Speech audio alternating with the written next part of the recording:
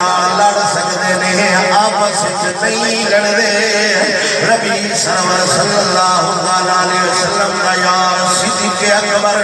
آپ سرکار حاکم میں وقت نے خلیفہ نے جہاد کا وقت آ گیا اعلان ہو گیا لوگوں جہاد دے جانے صدیق پاک پیڑوں گھوڑے تے بہ گئے یعنی مسلمانہ دے حاکم دسے ٹی وی تے بیان دیتے ہیں جنگاں فتح نہیں ہو دیا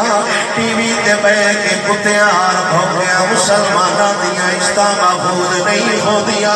عزت کو محفوظ ہوتی ہے جدو محمد بن قاسم وانگو لڑیا جائے وہ ادھر گھٹ کے بول سبحان اللہ حضرت صدیق اکبر رضی اللہ تعالیٰ عنہ گھوڑے تے تشریف فرمانے تے حضرت مولا علی سرکار دوڑ دے آئے نے آپ نے گھوڑے دی لگام پھڑ لیا امام تقی الدین سبکی رحمت اللہ تعالیٰ علیہ آپ سرکار فرماؤں نے استوا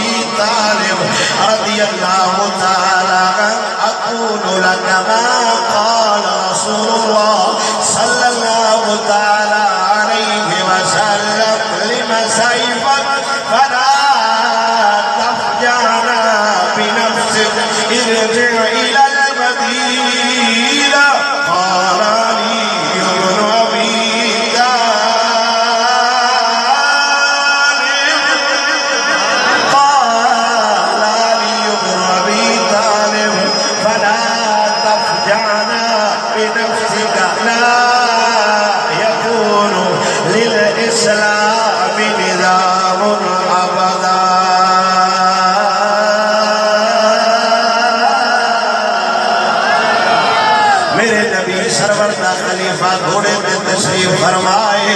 مولا علی سرکار آئے میں اپنے کو گل نہیں کرا گا خیمے جو آواز آئیے یا گھروں جو آواز آئیے ساڈا مذہب آواز نال نہیں بندا ساڈا سچا تے سچا مسلک اللہ دے قرآن نال بن دے محمد دے فرمان نال بن دے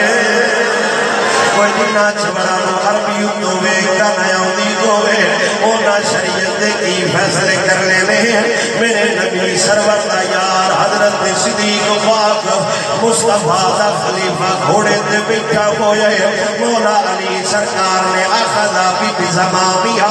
صدیق اکبر دے گھوڑے دی لگام پھڑ لئیے فرمایا الہین یا خلیفت رسول اللہ اے اللہ دے رسول دے خلیفہ کدے چلیں کوئی ظالم دیا بچیا جنہوں آپ علی خلیفہ پا ملدائے تو کون ہے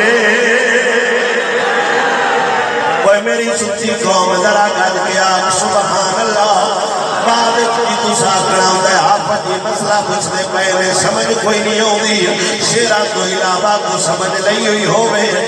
سمجھ ہوتی ہے علی خود پیا بنتا ہے الہین یا خلیفت رسول اللہ وہ جس ہستی نو مولا علی مولا کائنات خلیفہ بنتے پہلے آج دا کو کتا آندہ بھی روے وہ ایسے تھے وہ ویسے تھے وہ آواز زدہ کامنا کنا درس کے گدایا کتیاں دے بھوکنڈار فقیران دی روٹی تے کوئی اثر نہیں ہوگا